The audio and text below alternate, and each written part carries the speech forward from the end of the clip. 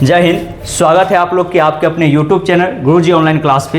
दोस्तों, आप लोग को एक नए टीचर देखने के लिए मिल रहे होंगे जो कि आप लोग को यहाँ पे केमिस्ट्री के बारे में कुछ डेमो देने वाले हैं। ठीक है, आप लोग ये डेमो क्लास देखिए। इसके बाद आप लोग को बहुत जल्द लाइव क्लास में ही 1-2 दिन के बाद आप लोग को देखने के लिए मिल जाएंगे। तो आप लोग सर का बात सुनिए और समझिए क्या क्या बोलना चाहते हैं सर।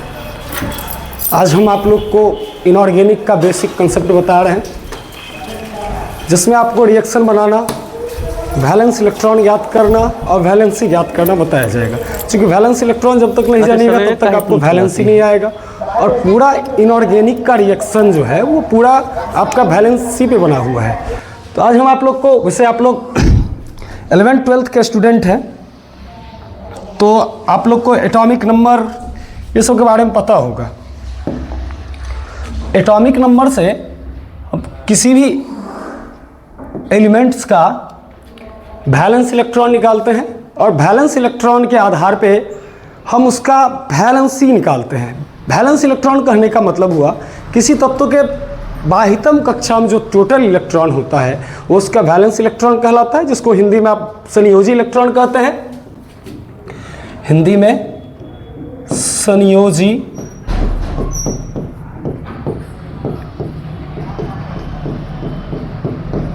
इलेक्ट्रॉन,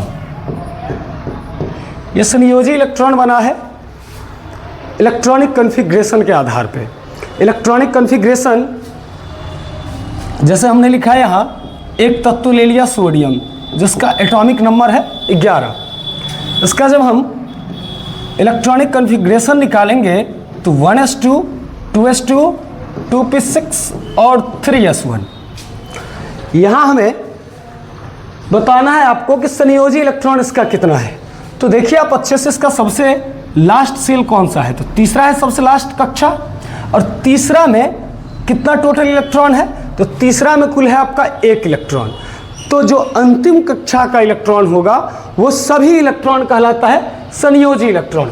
तो यहाँ तीसरी कक्षा में टोटल मेरे पास 1 इलेक्ट्रॉन है, तो वैलेंस इलेक्ट्रॉन हो गया मेरे पास 1। इसी तरह यदि हम एक अन्य तत्व लें क्लोरीन, तो क्लोरीन का परमाणु संख्या होता है 17।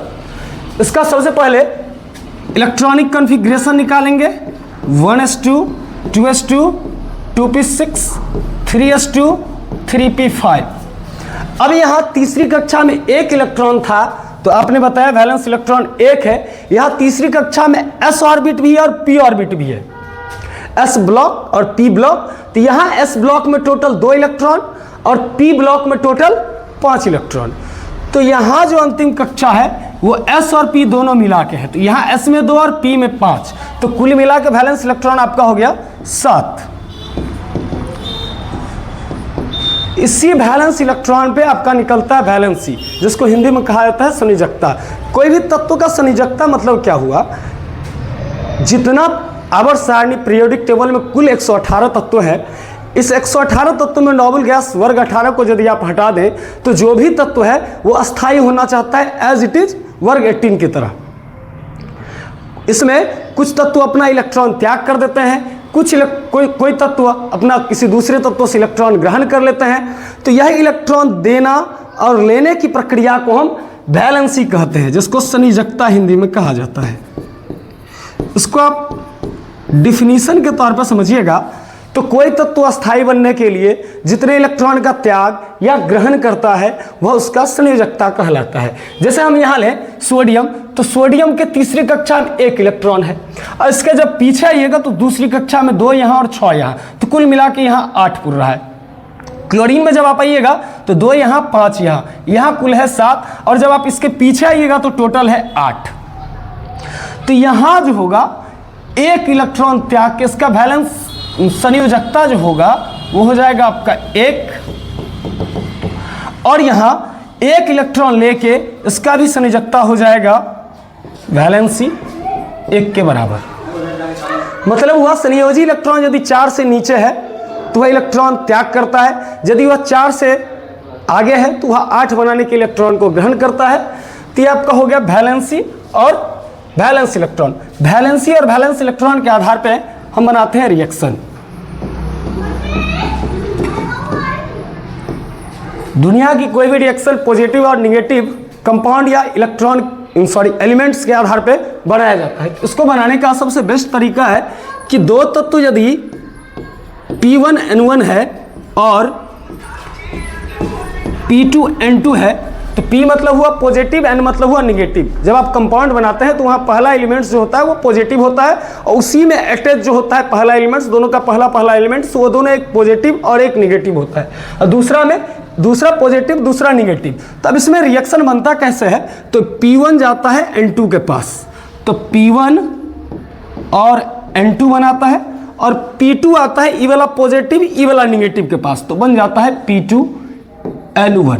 तो P1N2 बनता है पूरा वैलेंसी के आधार पे। वैलेंसी मतलब वो संयोजकता के आधार पे। ये जो रिएक्शन है आपको बनाते हैं, पूरा रिएक्शन घूमता है आपका संयोजकता वैलेंसी के आधार पे घूमता है। एग्जांपल के लिए हम एक ले लें, जैसे आप सोडियम क्लोराइड NaCl को आप जब जल से मिलाते हैं तो क्या बनता है, तो ध्यान होगा आपको 9th-10th क्लास में कि NaCl जो है वो साल्ट है, वो साल्ट टूट के यहाँ से एक टूट जाता है Na+, अपना एक इलेक्ट्रॉन त्याग के Na बनता है, और Cl जो है वो अपना एक इलेक्ट्रॉन पा के बन जाता है, सॉरी Cl- जो है वो एक इलेक्ट्रॉन पा के Cl बन जाता है।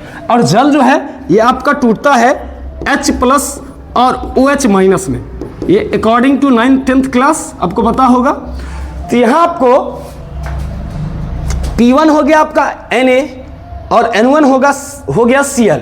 Na चूंकि मेटल्स है तो पॉजिटिव चार्ज इस पे होगा, तो अर्थात P1 हो गया Na और N1 हो गया Cl, और यहाँ P2 जो है ये आपका H+ हो गया और N2 जो है वो OH- हो गया।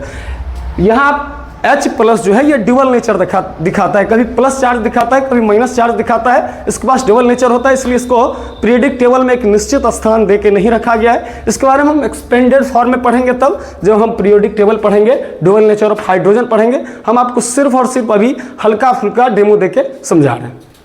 तो यहाँ से Na आ जाएगा OH के पास, चूंकि आपने रिएक्शन में लिखा P1 जाएगा N2 के पास, तो Na के पास वैलेंसी है आपका, अभी निकाले हैं कितना है, Na का वैलेंसी आपका 1 है, तो Na को नीचे रखेंगे, और Cl के पास भी वैलेंसी 1 है, तो दोनों क्रॉस मल्टीप्लिकेशन करके बनाएगा आपका NaCl, अर्थात प्रोडक्ट के रूप में आपका मिल जाएगा NaCl प्लस। अब इस sorry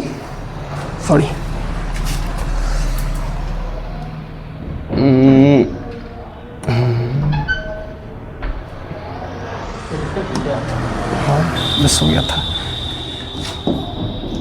P1N1 plus P2N2 tends to P1N2 plus P2N1।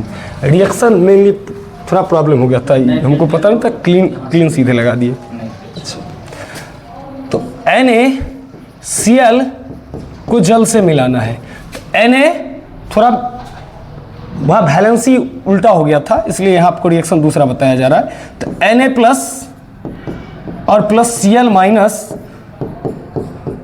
H plus OH minus, Na आएगा OH के पास, तो Na का 1 और OH का भी 1, दोनों रिएक्शन होके बनाएगा आपका NaOH प्लस।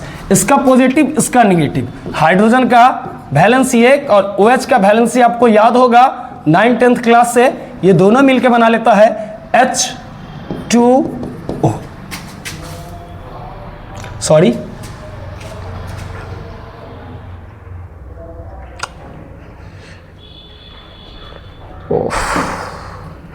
मिस हो रहा है सर, इसको हटाना था, इसको सिर्फ हटाना है। अगर कोई चीज़ मतलब डिलेक्ट हो गया है और फिर से लाना चाहिएगा, तो इसको फिर से यहाँ से इरेजर से प्रोडक्ट गड़बड़ हो रहा है, सॉरी। यह H भाई पहली बार बना रहे हैं तो प्रॉब्लम तो होगा ही, यहाँ पहली बार चल रहा है क्लास मेरा, और यहाँ से H और Cl आ जाएगा, तो H का वैलेंसी 1 और Cl का वैलेंसी 1, दोनों क्रॉस मल्टीप्लिकेशन करके बना लेगा आपका HCl। थोड़ा प्रॉब्लम हुआ, मुझे पता नहीं था बोर्ड पे डिलीट कैसे किया जाता है, आज पहली बार बता रहे हैं। थोड़ा मोड़ा प्रॉब्लम होगा तो बोलिएगा, नेक्स्ट वीडियो में आपको अच्छे से हर चीज़ों को बता दिया जाएगा।